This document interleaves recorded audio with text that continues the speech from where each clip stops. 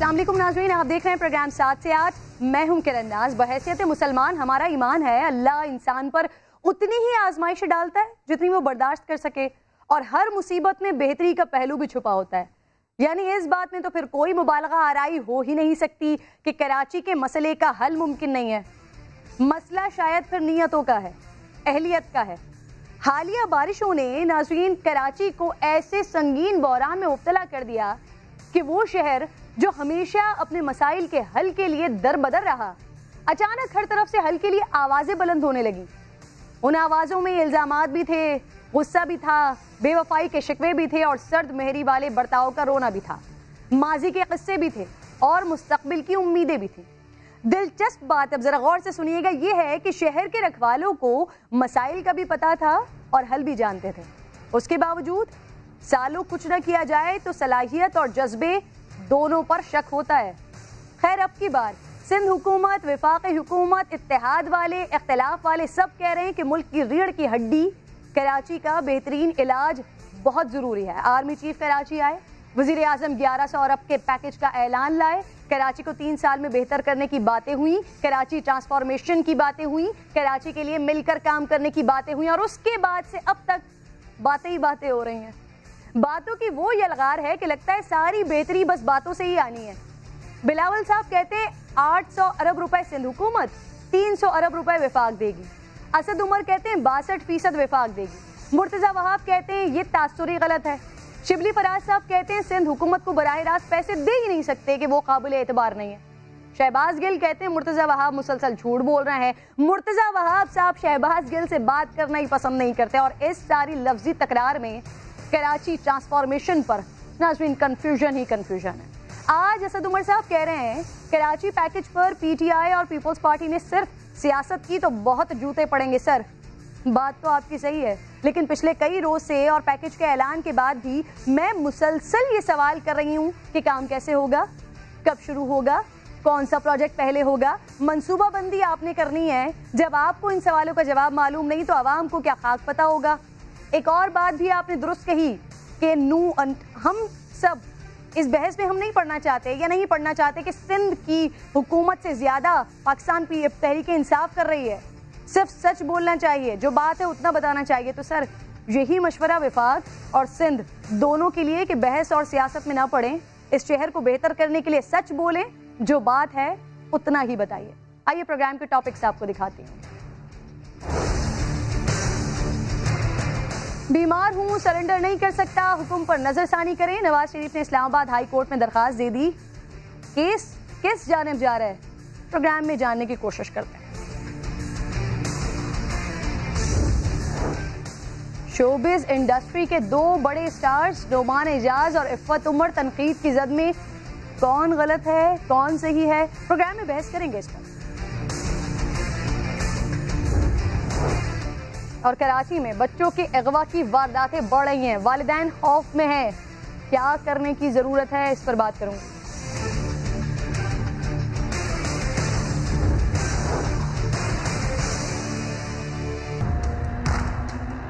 इस जरदारी को लाड़काना कराची, पेशावर और लाहौर की सड़कों पे ना घसीटा तो मेरा नाम शहबाज शरीफ है। राई साहब, शहबाज शरीफ साहब कहते थे हम घसीटेंगे आपको, वो आए थे आपके पास, आपने माफ कर दिया उन्हें? सियासत में तो कभी कभी कुछ भी कहा जाता है। साबिक सदर के साथ ये सलूक नहीं की जा सकता है। सदर ज़रदारी साहब वो वाहिद आदमी हैं जो अपने खिलाफ केसेस का सामना कर रहा है। आसिफ ज़रदारी जेल का ज़रा तकड़ा है और ये नवाज शरीफ खानदान जेल के बहुत मुस्लिम लोग हैं। ये हुकूमत जो है ये सिर्फ और सिर्फ पुलिस गर्दी कर रही है, नैब गर्दी कर रही है। पहले भी नवाज शरीफ को सऊदी अरब से शहबाज शरीफ ही लेके आए और अब बाहर ले जाने में भी उनका बड़ा रोल था। इसलिए आना हो तो फिर वो नहीं देखता कि अगर सियासत करनी है। बेसिकली ये बुज़दिल लोग हैं। ये सियासत जो है ना, ये नहीं चलेगी। अब ड्रामेबाजी, प्रेस कॉन्फ्रेंस एक दूसरे के खिलाफ, कराची के अवाम से जूते पड़ेंगे। प्रोग्राम में आपको खुशामदीद कहूंगी नाज़रीन। साबिक वज़ीर आज़म नवाज शरीफ ने अल-अज़ीज़िया रेफरेंस में सरेंडर करने से माजरत करते हुए अदालती हुक्म पर नजरसानी दरखास्त दायर कर दी है। साथ ही अदालत से इस्तदा की गई है कि वो इस शर्त को तर्क करें। اسلام آباد ہائی کورٹ میں درخواست کے ساتھ نواز شریف کی میڈیکل رپورٹ بھی منسلک کی گئی ہے، جس میں برطانیہ سے تعلق رکھنے والے ڈاکٹر ڈیوڈ آر لارنس کے دستخط بھی موجود ہیں۔ 4 ستمبر کی میڈیکل رپورٹ جس میں یہ بتایا گیا ہے کہ نواز شریف ذہنی دباؤ اور امراض قلب سمیت دیگر بیماریوں میں مبتلا ہے، وطن واپسی خطرناک ہو سکتی ہے۔ درخواست میں نواز شریف صاحب نے موقف اپنایا ہے کہ حالت ایسی نہیں کہ وطن واپس آ سکوں، ابھی علاج مکمل نہیں ہوا ہے، ڈاکٹرز نے سفر کی اجازت نہیں دی ہے، کورونا وبا کے باعث علاج کے لیے اسپتال داخل نہیں ہو سکا۔ نواز شریف صاحب نے کہا کہ ان کی طبیعت کے بارے میں معلوم کرنا حکومت کا کام تھا۔ کیا نواز شریف ضمانت میں توسیع نہ دینے کے پنجاب حکومت کے فیصلے کو بھی چیلنج کریں گے؟ اور ساتھ ہی ناظرین، توشہ خانہ ریفرنس میں نواز شریف اشتہاری قرار دیے جا چکے ہیں۔ احتساب عدالت کی جلد گرفتاری کے لیے نیب کو انٹرپول سمیت ہر ممکن اقدامات کا حکم دے دیا ہے۔ آصف علی زرداری اور یوسف رضا گیلانی پر فرد جرم عائد ہو گئے، ملزمان نے صحت جرم سے انکار کر دیا۔ حکومت پاکستان نے کیوں نواز شریف کی واپسی پر خاموشی اختیار کر لی ہے؟ جو خود میاں صاحب کو واپس لانے کے لیے پرجوش تھے۔ نواز شریف کی میڈیکل رپورٹس جعلی ہیں، یہ اصل اب تک تحقیق کیوں نہیں شروع ہوئی ہیں؟ اور اب کل میاں صاحب کی اپیل مسترد ہونے پر کیا کوئی پریشانی کا سامنا ہو سکتا ہے؟ اس پر بات کرنے کے لیے پینل میرے ساتھ موجود ہوگا۔ عدنان عادل صاحب تجزیے کے لیے ساتھ موجود ہیں، نہال مسلم لیگ نون سے میرے ساتھ موجود ہوں گے، اور چودھری منظور صاحب پاکستان پیپلز پارٹی سے میرے ساتھ موجود ہوں گے۔ نہال ہاشمی صاحب، آپ سے بات کا آغاز کرتے ہیں۔ سر فائنلی یہ ڈیسائیڈ ہوا کہ نواز شریف صاحب نہیں آ رہے، انہوں نے سرنڈر کرنے سے معذرت کی ہے، عدالتی حکم پر نظر ثانی کی درخواست بھی کی ہے۔ سر اب آگے کا کیا پروسیس ہونے جا رہا ہے؟ یہ توشہ خانہ کیس میں یہ نواز شریف صاحب کو اشتہاری قرار دے دیا گیا ہے، اس کے لیے اب مسلم لیگ نون کیا کرے گی؟ سر بسم اللہ الرحمن الرحیم۔ سب سے پہلے تو میں آپ سے کہوں گا، یہ کبھی بھی ہم نے نہیں کہا کہ ہم کبھی نہیں آئیں گے۔ دیکھیے، پاکستان کی عدالتوں نے، پاکستان کے فیڈرل کیبنٹ نے یہ فیصلہ کیا، اور ان کے فیصلے کے مطابق اور پاکستان کے 10 ڈاکٹرز کے فیصلے کے نظر انہیں ملک سے باہر بھیجا گیا۔ ملک سے باہر اس لیے بھیجا گیا کہ وہ علاج کریں، اور جب تک ان کا علاج مکمل نہیں ہوتا تو دنیا میں کہیں ایسا نہیں ہوا کہ وہ ادھورا علاج چھوڑ کے آ جائیں۔ آپ کو یاد ہوگا کہ انہوں نے اپنی بیگم کا ادھورا علاج چھوڑ کر کے اپنی بیٹی کے ہاتھ کو پکڑ کے پاکستان آ گئے تھے، تو ان کے غیر حاضر بیوی جو ہے ان کی اہلیہ اللہ کو پیاری ہو گئی تھی۔ تو ہمیں تو پتہ ہے، ہم ایک سوراخ سے مومن بار بار نہیں دیکھا جاتا، تو جب تک علاج مکمل نہ ہو، اور آپ کو پتہ ہے پوری دنیا میں کورونا ایسا وبا ہے کہ ہاسپٹلز نے آپریٹ کرنے سے منع کر دیا، ڈاکٹرز نے پیشنٹس کو دیکھنے سے منع کر دیا۔ ان حالات میں پاکستان کا سب سے مقبول leader, 3 time prime minister of Pakistan, وہ کیوں نہیں آئے گے؟ ضرور آئیں گے وہ، مگر جب انہیں ان کے ڈاکٹر اجازت دیں گے، وہ ڈاکٹر کے مرضی سے گئے اور ڈاکٹر کے مرضی سے آئیں گے۔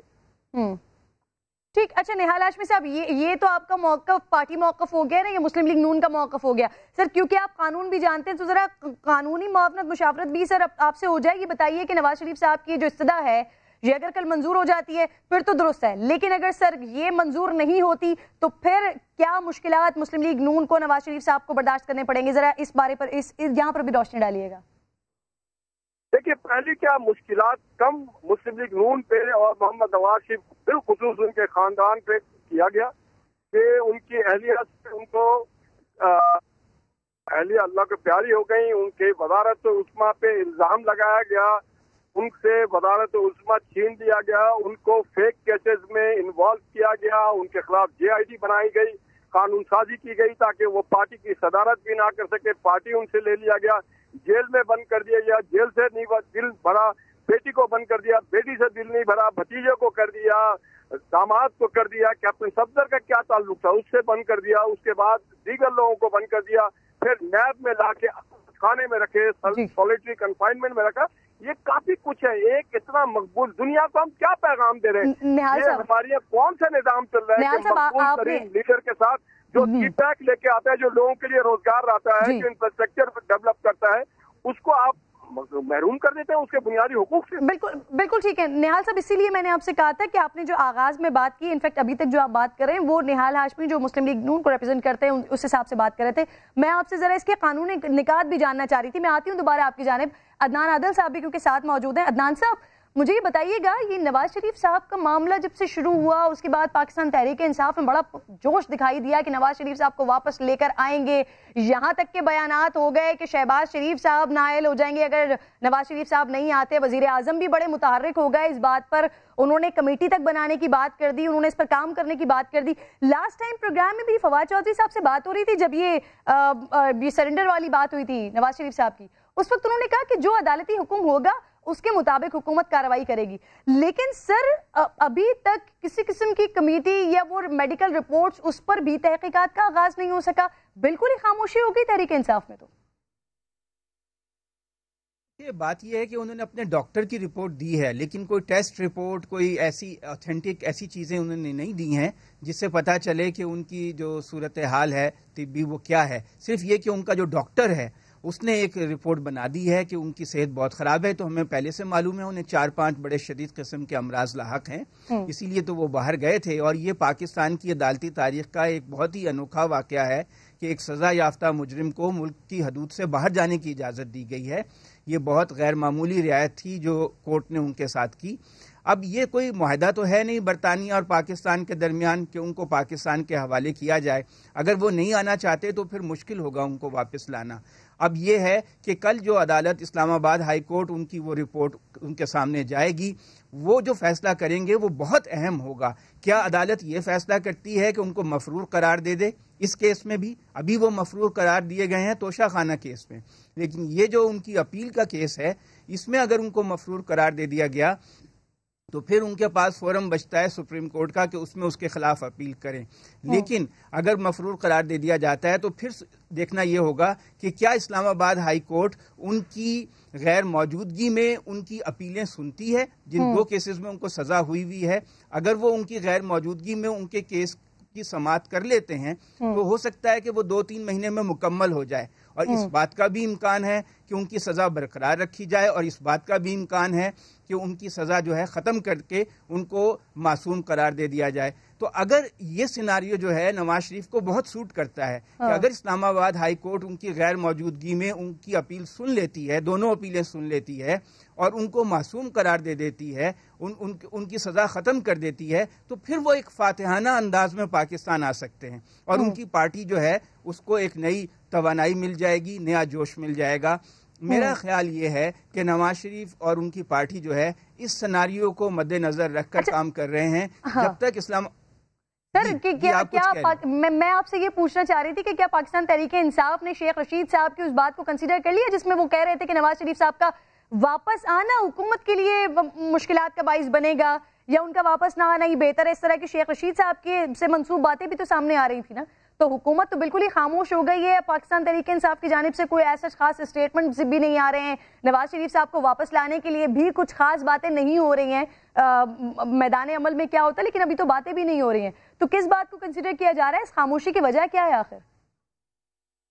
میرا خیال ہے ایک وجہ تو یہ ہے کہ پچھلے دنوں جو بارشیں وغیرہ ہو گئیں کراچی میں، سب لوگوں کا دھیان اس طرف چلا گیا اور ابھی بھی اندرون سندھ کے حالات تو بہت خراب ہیں. پھر ابھی آئی جی کا مسئلہ پنجاب میں ہو گیا. تو ایک تو یہ ہے کہ عمران خان صاحب کے ایٹیچیوڈ سے یہ لگتا ہے کہ وہ فرنٹ فٹ پہ اب کھیل رہے ہیں، وہ ڈٹ گئے ہیں. وہ نواز شریف صاحب کے باہر جانے کے معاملے کے اوپر جو بھی زیادہ سے زیادہ سیاسی فائدہ اٹھا سکتے ہیں وہ اٹھائیں گے، اور اس کے لیے وہ اپنا بیانیہ اس طرح بنائیں گے کہ لوگوں کو یہ تاثر جائے کہ نواز شریف جو ہیں وہ قید کی سختیاں برداشت نہیں کر سکتے، اس لیے وہ بہانہ بنا کر جو ہے وہ ڈاج دے کر وہ ملک سے باہر چلے گئے ہیں. اور 4 ہفتے کی مہلت تھی اور اب وہ 9 مہینے ہو گئے ہیں اور واپس نہیں آ رہے ہیں. تو اس پہ وہ سیاست تو کرتے رہیں گے، لیکن مسئلہ یہ ہے کہ اگر اپوزیشن کی کوشش یہ تھی کہ احتساب کے جو قانون ہے اس میں کوئی رعایت لے لی جائے، اس میں کوئی تبدیلی ہو جائے، اور اپوزیشن نے بڑی کوشش کی کہ یہ فیٹف کی جو قانون سازی ہے اس میں تعاون کے بدلے عمران خان صاحب اس پہ راضی ہو جائیں، وہ اس پہ بھی راضی نہیں ہو رہے. تو اب اگر تو جوائنٹ سیشن میں پارلیمان کے فیٹف کا جو سے متعلق منی لانڈرنگ کا قانون ہے وہ پاس ہو جاتا ہے تو عمران خان کی جو پوزیشن ہے وہ اور زیادہ مضبوط ہوگی اور وہ اور زیادہ جارحانہ رویہ اختیار کریں گے. اس وقت مجھے اٹارنی جنرل انور منصور صاحب بھی جوائن کر چکے ہیں پاکستان پیپلز پارٹی سے، شرمیلا فاروقی صاحبہ بھی ساتھ موجود ہیں. دونوں مہمانوں کو بھی میں خوش آمدید کہتی ہوں. انور منصور صاحب، سر یہ العزیزیہ ریفرنس میں تو نواز شریف صاحب کی درخواست آ گئی ہے، وہ ایک سرنڈر کرنے سے معذرت کر رہے ہیں، دوسرا اس کے اوپر نظر ثانی کی بھی درخواست کر رہے ہیں. سر اگر یہ درخواست منظور ہو جاتی ہے تب تو صورتحال مختلف ہوگی، لیکن اگر یہ درخواست منظور نہیں ہوتی تو پھر قدریں مختلف ہوگی. مسلم لیگ نون کے لیے سر کیا پریشانیاں ہو سکتی ہیں؟ نواز شریف صاحب کے لیے کیا پریشانی ہو سکتی ہے، کیونکہ آلریڈی توشہ خانہ کیس میں اشتہاری قرار دیا جا چکا ہے ان کو؟ جی بہت بہت شکریہ. جو حالات ہیں اس سے تو یہی ظاہر ہوتا ہے کہ اگر وہ نہیں آتے ہیں، اشتہاری بھی ڈکلیئر کیا گیا ہے، اور ظاہر ہے کہ آرڈرز جو ہیں اگر جو کیے گئے ہیں اور ان آرڈرز کے اندر بڑے وضاحت کے ساتھ یہ کہا گیا تھا کہ آپ سرنڈر کریں، اور اگر سرنڈر نہیں کرتے ہیں تو قانونی چارہ جوئی تو ہوگی. ان کے ایکس جو ہے ظاہر ہے کیس تو نہیں چل سکتا آگے، اپیل بھی نہیں سنی جا سکتی، مگر یہ ہے کہ اشتہاری یہ بھی ادھر سے بھی ڈکلیئر ہو سکتے ہیں اس کورٹ میں بھی. وہ تو ایک کورٹ میں ڈکلیئر ہوئے، ادھر سے بھی ہو سکتے ہیں. اور اس کے بعد پھر گورنمنٹ جو ہے وہ ان کی ایکسٹریڈیشن کے لیے کوشش کر سکتی ہے. انگلینڈ کے ساتھ ہمارا ایکسٹریڈیشن ٹریٹی تو نہیں ہے پروبیبلی، مگر چونکہ ایکسٹریڈیشن ٹریٹی نہیں ہے اس کے باوجود بہت سارے ایسے معاملات ہوئے ہیں جس کے اندر کہ انگلینڈ نے بھی پاکستان سے لوگوں کو مانگا ہے، انہوں نے دیا ہے، اور سملرلی پاکستان نے ادھر سے مانگا ہے، ان کو ملے ہیں.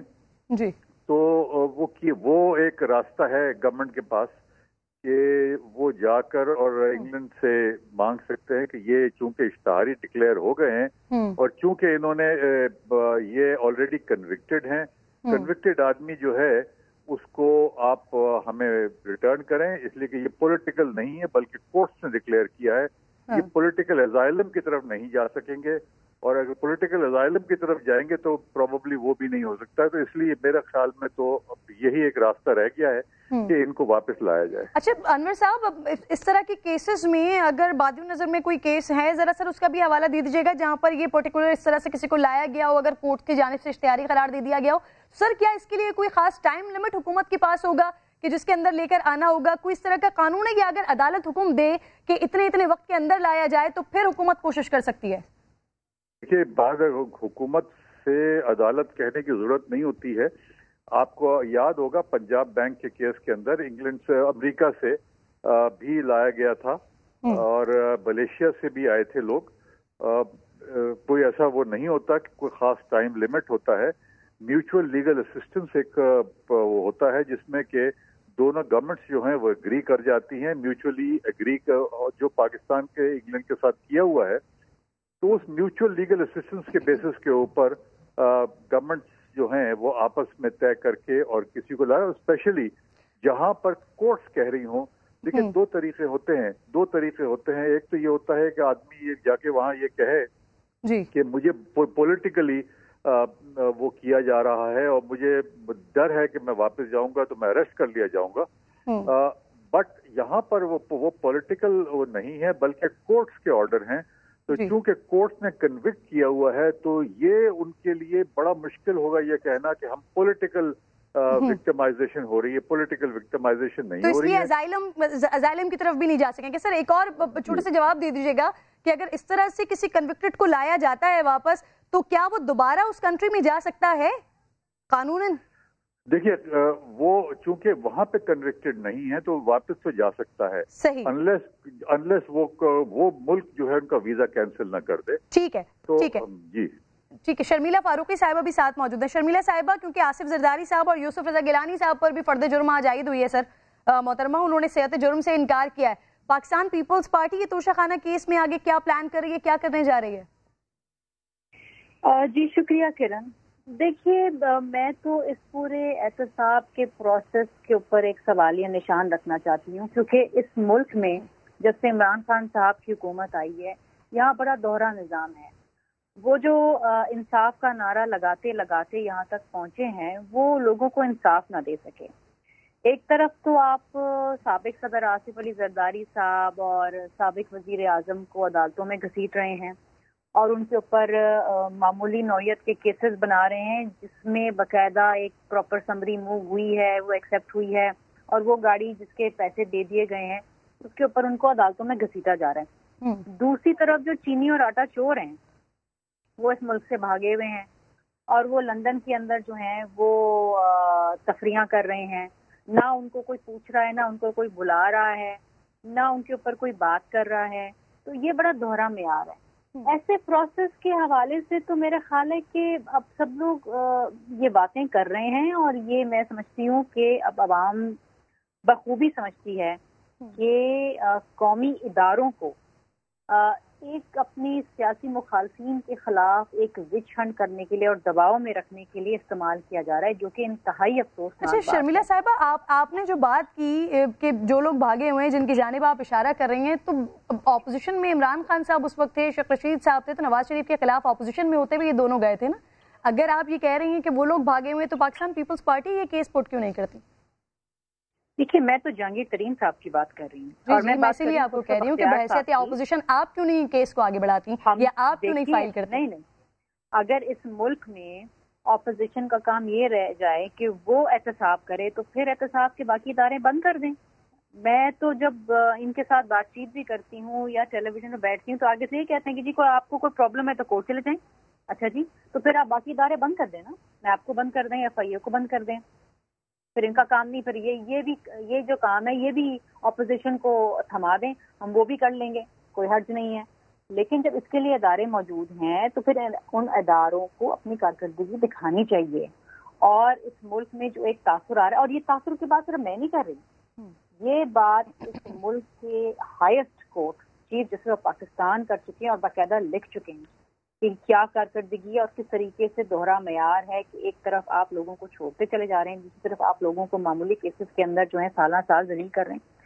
اب آپ دیکھیے نا خورشید شاہ صاحب کتنا عرصہ ہو گیا جیل میں بیٹھے ہوئے ہیں، کوئی پوچھ بھی رہا ہے ان کو بیچارے کو، کوئی ان کے اوپر کیس عائد ہوا ہے، کوئی فرد جرم عائد ہوا ہے، وہ بیچارے کب سے 1.5 سال ہو گیا جیل میں پڑے ہوئے ہیں، بیچارے کو پوچھنے والا ہی نہیں ہے. اس قسم کے احتساب سے تو ملک نہیں چلے گا، اور خاص طور پہ ایسی حکومت جو کنٹینر پہ چڑھ کے نعرے لگاتی تھی کہ ہم ملک میں انصاف لائیں گے. اس ملک میں لاکھوں لوگ ایسے ہیں، یہ انور منصور صاحب بیٹھے ہوئے ہیں، میں ان کی بڑی رسپیکٹ کرتی ہوں اور یہ ہمیشہ سچی اور کھری بات کرتے ہیں. کتنے ایسے مقدمات عوام کے عدالتوں میں پڑے ہوئے ہیں سالہ سال جن کے اوپر فیصلے نہیں ہوئے. کیا یہ لوگ انصاف کے منتظر نہیں ہے؟ ان کا حق نہیں ہے کہ ان کو انصاف ملے؟ کسی کا پراپرٹی کا کیس ہے، کسی کا مرڈر کا کیس ہے، کسی کا کچھ کیس ہے، یہ مقدمے چلنے چاہیے. یہ حکومت کو ایسی پالیسیز لے کر آنی چاہیے اور بیٹھنا چاہیے اعلیٰ عدلیہ کے ساتھ کہ لوگوں کو انصاف ملے اور فوری طور پہ ملے، because justice delayed is justice ڈینائیڈ. اور میں بتاتی ہوں اپنے بارے میں، میرا ایک پراپرٹی کا کیس ہے، آج 15 سال ہو گئے نہیں چل رہے. میں کہاں جاؤں، کس کے پاس جاؤں؟ اچھا اس 5 سال سے، مطلب یہ نون لیگ کی 5 سال سے پہلے تو آپ کی حکومت تھی تو اس میں بھی کچھ ہو سکتا تھا، لیکن آپ بتا رہی ہیں 15 سال سے آپ کا کیس چل رہا ہے. میں پیپلز پارٹی کے کیس پر یہاں پر سیپریشن آف پاورز ہے. عدلیہ ایگزیکٹو کا کام نہیں کر سکتی، ایگزیکٹو عدلیہ کا کام نہیں کرتا. ہر ادارے کو اپنا اپنا کام کرنا ہے. اور نیب کے حوالے سے تو میں سمجھتی ہوں کہ یہ ہم نے تو بڑی کوشش کی، لیکن اس وقت یہ نون لیگ آڑے آ گئی. انہوں نے جو میثاق کی جمہوریت ہے اس میں اپنا تو کام کروا لیا کہ تیسری بار وزیر اعظم بننے کے حوالے سے باہر ہٹا لیا، لیکن جو اصل کام تھا اصلاح کرنا، اگر کوئی قانون میں کوئی ایسا شک ہے جو وائلیٹ کر رہا ہے انسانی حقوق کو یا غلط ہے، اس کی درستگی کرنے کے لیے پیچھے ہٹ گئے اور آج سب بھگت رہے ہیں اس کو. اور یہ وقت وہ بھی آئے گا کہ پی ٹی آئی بھی بھگتے گی. ٹھیک ہے، ان کے پاس آج بڑا موقع ہے، یہ درستگی کر لیں. یہ ہمیں کہتے ہیں نا کہ این آر او مانگ رہے ہیں، این آر او مانگ رہے ہیں، ہم نہیں مانگ رہے، ہم تو آلریڈی جیلوں میں پڑے ہوئے بھائی. ہم تو آپ متنبع کر رہی ہیں پی ٹی آئی کو کہ وہ ابھی بھی کچھ بہتری کر لیں ورنہ آگے ان کو بھی بھگتنا پڑے گا. عدنان صاحب، یہ سر آئی جی کی تبدیلی 2 سال میں 6 آئی جی کی تبدیلی ہو گئی ہے اور اب کی بار تو نون لیگ چلی گئی ہے ان کے خلاف یہ درخواست لے کر. آئی جی کی تبدیلی کے حوالے سے نون لیگ کہہ یہ رہی ہے کہ یہ سیاسی مخالفین کی وجہ سے اس طرح کی کوئی تبدیلی ہو رہی ہے. تو سر کوئی اندرون خانہ بات ہے کیا؟ اس سے پہلے جو آئی جی تھے ان کو کوئی پشت پناہی تھی کیا نون لیگ کی طرف سے، جو اب ایسا لگ رہا ہے کہ یہ سیاسی مخالفین کی وجہ سے تبدیلی کی گئی ہے؟ نہیں، ایسا تو نہیں ہے. جو پہلے آئی جی تھے وہ بہت اپرائٹ آنیسٹ آدمی ہیں، نیوٹرل آدمی ہیں، اچھی شہرت کے آدمی ہیں. مسئلہ یہ ہے کہ یہ بات تو صحیح ہے کہ یہ پولیٹیکل کنسیڈریشن ہے. لاہور میں جو ایجیٹیشن ہوا مریم نواز کی پیشی پہ، اس کے بعد لاہور میں وہ سمجھتے ہیں پی ٹی آئی والے کہ یہاں پر بہت سے پولیس آفیسرز ایسے ہیں جن کی ہمدردیاں نواز شریف کی پارٹی کے ساتھ ہیں اور جو نون لیگ سے وابستہ ہیں، ان کو ہٹایا جائے. تو انہوں نے یہاں پہ جو سی سی پی او لگائے عمر شیخ صاحب، وہ ان کی مشاورت اس میں شامل نہیں تھی آئی جی کی. آئی جی کو یہ بات پسند نہیں آئی. پھر عمر شیخ صاحب نے ان کے بارے میں بہت سے لوگوں کی موجودگی میں کچھ ایسے کمنٹ کر دیے غیر محتاط زبان میں، وہ معاملہ بھی سنگین ہو گیا. تو یہ اختلاف اتنے شدید ہو گئے کہ آئی جی نے کام کرنے سے معذرت کر لی. یہ بہت ہی افسوسناک ہے کہ 2 سال میں 6ٹھا آئی جی اب آیا ہے. اور یہ دیکھیے، یہ ایک دعوے کرتے تھے کہ ہم بہت نیوٹرل قسم کا پولیس بنائیں گے جو سیاسی مداخلت سے پاک ہوگی، لیکن ایسا ہو نہیں سکا. اور پارلیمانی جو نظام ہے ہمارے ملک کا، وہ ایسا ہے کہ اس میں پولیس جو ہے وہ غیر سیاسی ہو نہیں سکتی، ورنہ آپ حکومت نہیں کر سکتے. اگر آپ ایم پی ایم این اے کی سفارش نہیں مانیں گے تو وہ آپ کا ساتھ چھوڑ دیں گے. تو مجبوری یہ ہے ان کی کہ کوئی آئی جی ایسا ہو جو بھی سیاسی سفارش آئے وہ زیادہ سے زیادہ مانے. جو سابق آئی جی تھے وہ ان کی سیاسی جو سفارشات تھیں اور مداخلت تھی اس کو ریزسٹ کر رہے تھے، اور کافی عرصے سے اختلاف کی خبریں آ رہی تھیں. تو اب یہ تو دیکھیے لا ہے کہ 3 سال کی ٹینیور ہونی چاہیے آئی جی کی، کم سے کم 2 سال اور زیادہ سے زیادہ 3 سال. لیکن سر یہاں تو آوے کا آوا ہی بگڑا ہوا ہے کہ 2 سال میں 4-5 مہینے سے زیادہ نہیں چل رہا. بالکل. 4-5 مہینے سے انور منصور صاحب، یہ جو ہوتا ہے یہ پنجاب میں ہو رہا ہے. پہلے 8 مہینے میں ایک آئی جی تبدیل ہو گیا، 1 مہینے میں بھی تبدیل ہو گیا، پھر اب دوبارہ 6 مہینے کے بعد ہو گیا. سر نون لیگ کہتے ہیں کہ یہ غیر قانونی تبادلہ ہے. سر یہ ہو نہیں سکتا کیا؟ قانوناً تبادلے ہو سکتے ہیں اس طرح سے؟ دیکھیے، قانون میں تو یہ کہیں پابندی نہیں ہے کہ نہیں ہو سکتے، مگر ہونا نہیں چاہیے. یہ بہت امپورٹنٹ چیز ہے کہ جب تک کہ آپ اس کی ایک ٹینیور پوری نہیں دیتے ہیں، کسی کو ریزنیبل طریقے سے کام کرنے کی اجازت نہیں دیتے ہیں، اور اگر کسی شخص کو جو بیٹھا ہوا ہے وہاں پر اس کو اپنے آپ کو پروو کرنے کا وہ نہیں دیتے ہیں، تو اس سے ہوتا یہ ہے کہ ایک ڈسکنٹینٹمنٹ شروع ہو جاتی ہے. جب بھی قانون میں تو کوئی موجود نہیں ہے، مگر ایکسپیکٹڈ یہ ہوتا ہے کہ ایک ٹینیور جو ہے وہ کمپلیٹلی دینا چاہیے اس کو، اور اگر کمپلیٹلی ٹینیور نہیں دیں گے تو پھر جو ڈسپلن ہے فورسز کا، یہ فورسز ہیں، یہ کوئی عام روڈ پہ چلتے ہوئے لوگ نہیں، یہ فورسز ہیں. ٹھیک ہے سر، کہہ رہے ہیں آپ قانون میں تو ایسا کچھ نہیں ہے، لیکن پولیس آرڈر 2002 اس میں یہ ہے کہ کم از کم 2 سال اور زیادہ سے زیادہ 3 سال ٹینیور مکمل ہونے کے بعد تبدیلی ہونی چاہیے. بہت بہت شکریہ انور منصور صاحب، شرمیلا فاروقی صاحبہ اور عدنان عادل صاحب، آپ موجود تھے. ایک چھوٹا سا بریک لینا ہے مجھے ناظرین. بریک کے بعد جب میں واپس آؤں گی تو پاکستان کے 2 بڑے ستارے سوشل میڈیا پر اس وقت تنقید کی زد میں ہیں. دیگر ستارے اس بارے میں کیا کہتے ہیں، کیا رائے رکھتے ہیں، اس پر بات کریں گے بریک کے بعد.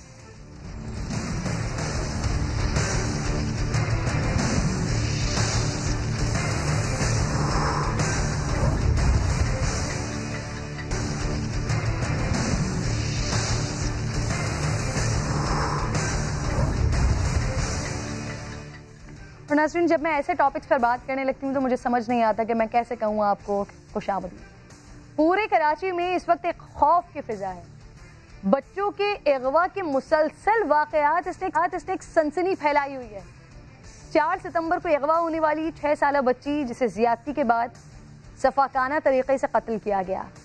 لاش مل گئی لیکن پولیس کو اب تک قاتلوں کا سراغ بھی نہیں ملا ہے. کل رات لیاری میں بھی ایک بچی کے اغوا کی کوشش، تو اللہ کا لاکھ لاکھ شکر کے علاقہ مکینوں نے اسے ناکام بنایا ہے. 5 سال کی بچی اپنی والدہ کے ساتھ اپنے ماموں کے گھر گئی تھی. گھر سے چیز لینے کے لیے باہر نکلی. آصف نامی ملزم چیز دلانے کے بہانے بچے کو ساتھ لے کر جا رہا تھا. لوگوں کو شک ہوا. پوچھ گچھ کرنے پر ملزم بھاگنے لگا جسے پولیس کے حوالے کیا گیا. آج سوراب گوٹ سے بھی ایک 3 سالہ معصوم بچی اغوا ہوئی ہے جسے گھر کے باہر سے اٹھایا گیا. پولیس نے علاقے کی ناکہ بندی کر دی ہے، چھاپے مارے جا رہے ہیں اور پھر ملزمان خود ہی بچی کو واپس چھوڑ گئے. الحمدللہ یہ بچی، الحمدللہ ثم الحمدللہ کی یہ معصوم بچی محفوظ ہے. اب دوسری طرف ناظرین، 6 سالہ مروہ قتل کیس میں اس میں بھی پیش رفت ہو رہی ہے. پولیس نے زیر حراست پڑوسی نواز کو باقاعدہ گرفتار کر لیا ہے. ملزم بار بار بیانات بدل کر پولیس کو گمراہ کرتا رہا ہے، لیکن اب اس نے کئی اہم انکشافات کیے ہیں. ڈی این اے رپورٹ سے یہ معاملہ مزید واضح ہو جائے گا. یہ بہت تکلیف دہ کہانیاں ہیں جو پے در پہ ایک بار پھر ہمارے سامنے آ رہی ہیں. مروہ کے چچا اس وقت مجھے پروگرام میں جوائن کر چکے ہیں. یہ یقیناً اتنی تکلیف دہ کہانیاں ہیں, سمجھ نہیں آتا کہ ان لوگوں سے بات بھی کیسے کی جائے. سائرہ کے والد بھی مجھے جوائن کر چکے ہیں پروگرام میں. سب سے پہلے میں چچا کی جانب آؤں گی مروہ کے. سر, یہ 3 سے 4 روز پرانا کیس ہو گیا ہے. آپ لوگوں کو کچھ تسلی ہوئی ہے کہ پولیس نے ایسے ملزم کو پکڑا ہے کہ جس کی جانب سے اب اہم انکشافات ہو رہے ہیں؟ جس نواز نامی شخصیت کی بات ہو رہی ہے, جس شخص کی بات ہو رہی ہے, کچھ شک کا اظہار آپ لوگوں کی طرف سے کیا گیا تھا, یا آپ لوگوں کو کچھ ایسا آئیڈیا تھا کہ شاید یہ مجرم ہو سکتا ہے, یہ ملزم ہو سکتا ہے؟ یہ تو ڈی این اے ٹیسٹ سے پتہ چلے گا. جتنے بندے کو زیر حراست لیا ہوا ہے ابھی تک ان کا ڈی این اے ٹیسٹ نہیں آیا ہوا ہے. پتہ نہیں پولیس کیا کر رہی ہے. 3-4 دن گزر گئے. ڈی این اے ٹیسٹ کم از کم جلد سے جلد آنا چاہیے, 24 گھنٹے کے اندر آنا چاہیے. ابھی تو 3 دن گزر گئے, ابھی تک ڈی این اے ٹیسٹ کا رپورٹ ہی نہیں آیا. جی جاوید بھائی, مجھے آپ یہ بتائیے کہ یہ جو شخص ہے جو گرفتار ہوا ہے, آپ کہہ رہے ہیں ڈی این اے رپورٹ کے بعد ہی obviously پتہ چلے گا سارے معاملات کے بارے میں, لیکن آپ لوگوں کو کسی کے اوپر کوئی شک نہیں تھا کہ بچی غائب کیسے ہو گئی, کہاں چلی گئی؟ پھر آج گورنر صاحب بھی آپ کے پاس آئے تھے ملاقات کے لیے, گھر آئے تھے, انہوں نے کوئی یقین دہانی کروائی ہے؟ ان کی آمد سے کچھ تسلی ہوئی ہے آپ کو؟ لگ رہا ہے کہ شاید کیس اب اچھی طرح آگے بڑھے گا اور ملزم پکڑا جائے گا؟ انہوں نے یہی کہا کہ بھائی مجرم جو بھی ہو اس کو جو ہے نا سرعام سزا دی جائے, اور 17 ستمبر کو جو ہے نا اسمبلی میں بل بھی پیش کر رہے ہیں اس حوالے سے. انشاءاللہ وہ بل پاس ہو جائے گا اسمبلی سے. کہہ رہے مجرم جو بھی ہو ان کو جو ہے نا سرعام پاسی دیں گے ہم.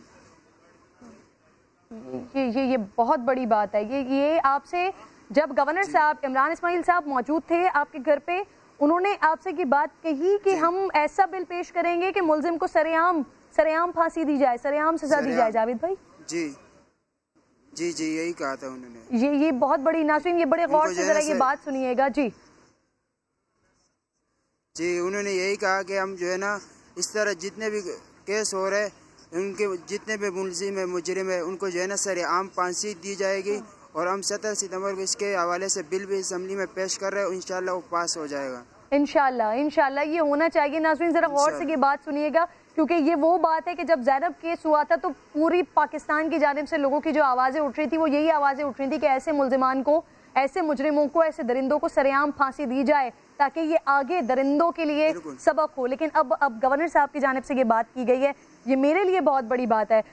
سائرہ کے والد بھی میرے ساتھ موجود ہیں. سب سے پہلے تو اللہ کا لاکھ شکر ادا کرنا چاہیے ہم تمام لوگوں کو کہ یہ معصوم بچی سائرہ جو گئی تھی یہ واپس آ گئی. سر آپ مجھے بتا سکیں گے یہ واپس کیسے آئی ہے؟ عبدالکریم صاحب, کوئی اسے چھوڑ کے گیا ہے یا یقیناً 3 سال کی بچی بہت چھوٹی ہوتی ہے, شاید وہ صحیح سے بتا بھی نہیں سکتی, لیکن کچھ آپ کی بیٹی بولتی ہے, اس نے کچھ بتایا ہے کہ وہ کیسے آئی, کہاں گئی تھی؟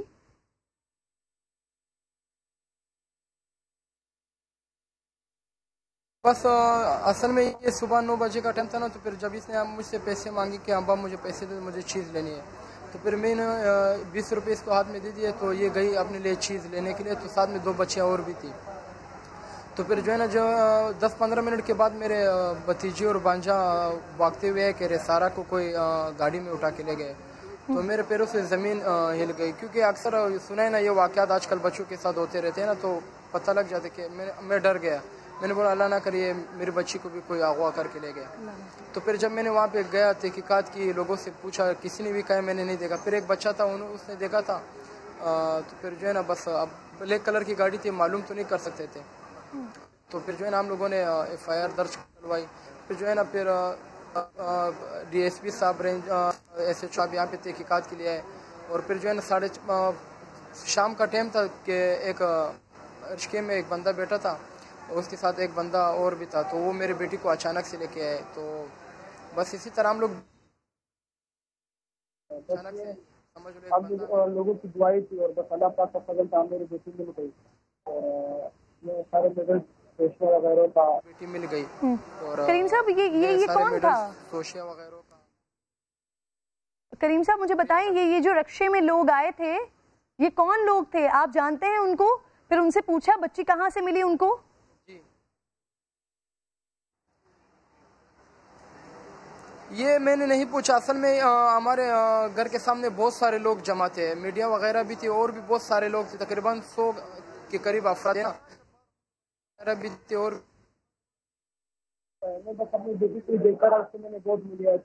बिल्कुल आपकी बात दुरुस्त है। आप एक वालिद हैं और एक वालिद के सामने अगर उसकी बेटी वापस आ जाए, वो बेटी के जिसके लिए आपके जहन में बहुत अजीब अजीब ख्यालात आ रहे होंगे कि जब वो बच्ची गुम हुई हुई थी, तो जब बच्ची सामने आ गई होगी तो आपके जहन में कोई और बात आई नहीं होगी। लेकिन वहां पर आप बता रहे 100 से ज्यादा लोग मौजूद थे, पुलिस वाले भी यकीनन मौजूद होंगे। उनमें से किसी ने रोका, किसी ने पूछा कि बच्ची आपके पास कहां से आई, आप कैसे उसे छोड़ने के लिए आ गए?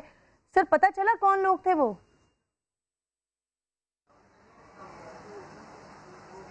पुलिस वाले तो बहुत वक्त थे, लेकिन फिर जब मेरी बेटी में उन लोगों ने उस वक्त पुलिस वाले मीडिया मौजूद थी, लेकिन जो है ना असल में मैंने आपको बताया ना कि अफराद बहुत ज़्यादा थी और मैंने अपनी बेटी को मैंने जब देखा मैं बस अपनी बेटी को ही देखता रहा।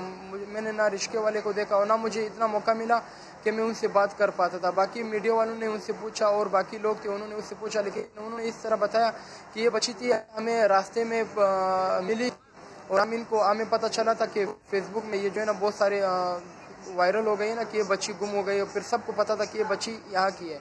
तो फिर उसको जब ये बच्ची मिली ना तो फिर वो अचानक से उठा के रिश्के में जो है ना हमारे घर के पास ले आए। तो बस उन्होंने इस तरह बताया, वाक़या बयान किया, तो फिर जो है ना बस इस तरह हमारी बच्ची हमें मिल गई।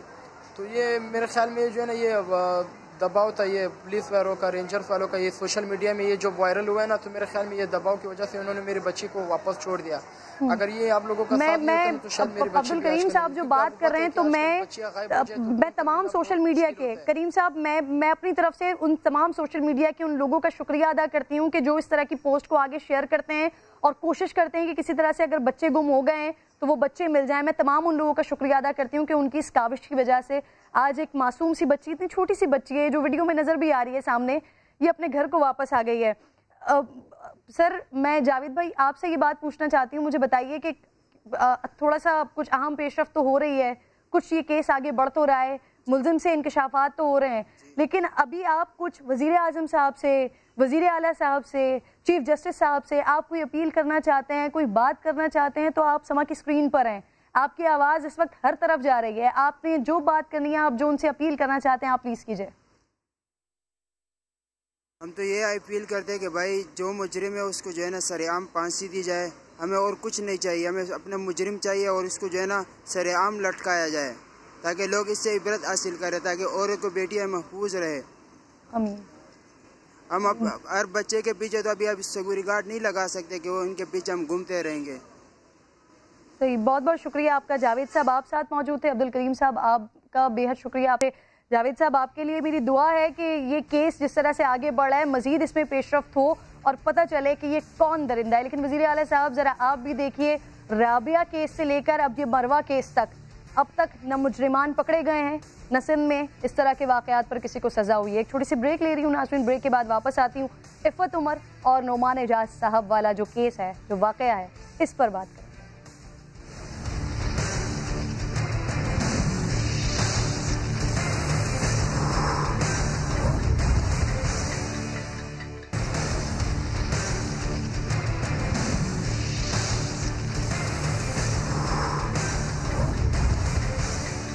पाकिस्तान में एंटरटेनमेंट की दुनिया के दो बड़े सितारे गुज़िश्ता 24 घंटे से सोशल मीडिया पर शदीद तनकीद की जद में, जिसकी वजह दोनों के मुतनाज़े इंटरव्यूज़ हैं।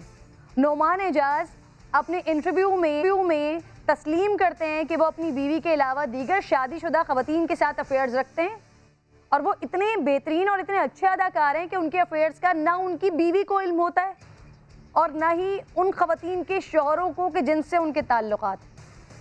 मगर इसी इंटरव्यू में दूसरी तरफ वो मी टू मुहिम को इस्लाम से दूरी की वजह करार देते हैं। दूसरी तरफ इफ़्फ़त उमर साहिबा एक दूसरे इंटरव्यू में वो कह रही हैं कि वो शूट के दौरान राहत काज़मी से गले लगने के लिए बार बार रीटेक्स करती थी, जिस पर सोशल मीडिया में तूफान मचा हुआ है कि अगर ये बात किसी मर्द ने कही होती तो मी टू मुहिम शुरू हो जाती। इसी तरह नोमान एजाज साहब वो भी जब ये तनकीद हो रही है तो एक तरफ दीन का नाम इस्तेमाल कर रहे हैं, दूसरी तरफ अफेयर्स की बातें फ़ख्र से कर रहे हैं। हालांकि नोमान एजाज का ये इंटरव्यू नाज़रीन 1 साल पुराना है, लेकिन सोशल मीडिया पर आज इस पर बहुत तनकीद हो रही है। BBC के मुताबिक नोमान एजाज का इस सारे मामले पर कहना है कि लोगों को गालियां निकालने दें और अपने जहनों को गंदा करने दें और कुड़ने दें। ये पाकिस्तानियों की आदत है, उनको अपनी ज़िंदगियों में कोई दिलचस्पी नहीं है। नोमान एजाज साहब, आप उन्हीं पाकिस्तानियों की बात कर रहे हैं कि बालाज के रूप में आज तक ये पाकिस्तानी आपसे मोहब्बत करते हैं। जब आपका एक कंट्रोवर्शियल बयान सामने आया तो उसके लिए आप कह रहे हैं कि पाकिस्तानियों की आदत है, उनको दिलचस्पी है दूसरे लोगों की गिरेबानों में झांकने की, अपने गिरेबान में झांक कर नहीं देख रहे हैं, बस दूसरे पर उंगली उठाते हैं। ये पाकिस्तानी। इस पर बात करने के लिए मेहमानों में पाकिस्तान मीडिया इंडस्ट्री के बड़े नाम मेरे साथ मौजूद होंगे। जिया अली साहिबा सबसे पहले मुझे ज्वाइन कर चुकी हैं। जिया, बहुत बहुत शुक्रिया आपके वक्त का। सबसे पहले तो मुझे ये बताइए कि ये नोमान एजाज साहब ने जो 1 साल पुराना इनका ये इंटरव्यू हुआ है से it all with Iffat Umar का, ये आप जो कुछ ये बात कर रहे हैं, आपको ये बात एक बहैसियत फनकार, एक बड़ा नाम आपका, आपको ये बातें दुरुस्त लग रही हैं जो कुछ नोमान एजाज साहब ने कहा? अस्सलाम वालेकुम एवरीवन, सब मुझे सुन रहे हैं। मैं एक्चुअली कुछ ज़्यादा सोशल मीडिया पे एक्टिव नहीं हूँ। मैंने ज़ाती तौर पे ये इंटरव्यू नहीं देखा और सुना, लेकिन मैंने भी तस्दीक की अपने एक दोस्त से करीबी जो कि बहुत एक्टिव हैं सोशल मीडिया पे। उन्होंने कहा बिल्कुल ऐसी बात हमारे दोनों एक्टर्स ने की है। तो मैं थोड़ी कंफ्यूज भी चल रही हूँ जवाब देते वक्त। दोनों ही मेरे दोस्तों में से हैं, बहुत करीबी दोस्त तो नहीं है, लेकिन वाकई जैसे आप कह रही हैं खबरों के मुताबिक तो ये सनसनीखेज खबर भी है आप लोगों के लिए और बात दुरुस्त भी नहीं है। एक औरत के लिए काफ़ी बोल्ड है, बड़ी खुली बात करती हैं, हमेशा सच्ची बात भी करती हैं। एक तरफ से तो सीरियसली मैं उनको थोड़ा अप्रिशिएट भी करना चाहूँगी कि जो उनके दिल में थी उन्होंने बात कह दी और बेबाक कह दी। एज अ होस्ट है मेरा ख्याल वो शो की। लेकिन अब मैं समझती हूँ कि हम लोग थोड़े से रिस्पॉन्सिबल भी हो जाएं। हमारे बच्चे बड़े हो गए हैं, सोशल मीडिया हर एज ग्रुप का बच्चा देख रहा होता है, वो हमें फॉलो कर रहा होता है। तो हमें अपनी पर्सनल लाइफ या अपनी पर्सनल फीलिंग्स को थोड़ा सा एक तरफ रखना पड़ेगा। सोशल मीडिया का जिया एक मैं टीवी के लिए काम करती हूँ, एक अपनी रिस्पॉन्सिबिलिटी और अपनी जिम्मेदारी समझती हूँ, और आप लोग जो अदाकारी करते हैं या आप लोग जिससे ड्रामा और फिल्म्स, एक माइंडसेट होता है ना कि अपनी यूथ के लिए काम करना है या उनके माइंडसेट के लिए करना है या किरदार साजी के लिए काम करना है। तो आप लोगों को तो देखकर लोग फॉलो करते हैं, लोग आपके लाइफस्टाइल से इंस्पायर होते हैं। इस तरह की बात करना आपको लगता है कि ये बेहतर है? एक तरफ हम मुर्तकुल गाजी के ऊपर तनकीद करते हैं, उसे गार्बेज कहते हैं जो किरदार साजी कर रहा होता है, और दूसरी तरफ हम खुद की बातें करते हैं और फिर इसको जस्टिफाई करने की कोशिश करते हैं। जिया, बिल्कुल सही कह रही हैं आप। आपका एंगल भी बहुत बजा है। मैं थोड़ी जिम्मेदारी होने का एहसास होना चाहते हैं। हम जब 40 क्रॉस करते हैं एज वाइज तो हमारे पे बहुत सारी जिम्मेदारियां आ जाती हैं, और स्पेशली अल्लाह ने अगर इज्जत दे दी है तो हमें बहुत आपने कहा, आपने अप्रिशिएट किया इफ़त उमर को। मैं भी एक ऐसी शख्सियत को जानती हूँ जो बबांगे दोहल बात करती हैं, बड़ा खुलकर बोलती हैं, लेकिन बड़ी जिम्मेदारी के साथ बोलती हैं। सादिया इमाम साहिबा, वो भी इस वक्त प्रोग्राम में मुझे ज्वाइन कर चुकी हैं। सादिया, जो कुछ नोमान एजाज साहब ने बातें की या जो कुछ इफ़त ने बातें की, आपको दुरुस्त लगती है? मुझे एथिकली बहुत इस चीज़ से प्रॉब्लम है। सबसे पहले तो तमाम देखने वालों को अस्सलाम वालेकुम जनाब। लेकिन बहुत सारी चीज़ें अगर ढकी छुपी रहें तो वो बहुत अच्छी हैं। हमारा इस्लाम हमें सबसे पहली जो चीज़, आप दीन इतना दीन इस पूरे इंटरव्यू में हुआ, दीन आपको सबसे पहले पर्दा डालना सिखा रहा है। आपको कहता है कि तुम किसी के ऐबों पे पर्दा ढांपो, मैं तुम्हारे ऐबों पे पर्दा ढांपता हूँ, ये मेरा रब कहता है। मैं और आप में से किसमें हिम्मत है जो उठ के ये कहे कि जी मेरा किसी के साथ भी अफेयर था और उसके मियाँ को नहीं पता चला? मतलब मेरे अंदर तो ये करेज भी नहीं आ सकती कि मैं किसी के बारे में ये सोचूं भी। मैंने तो नुमान के साथ बहुत काम किया है।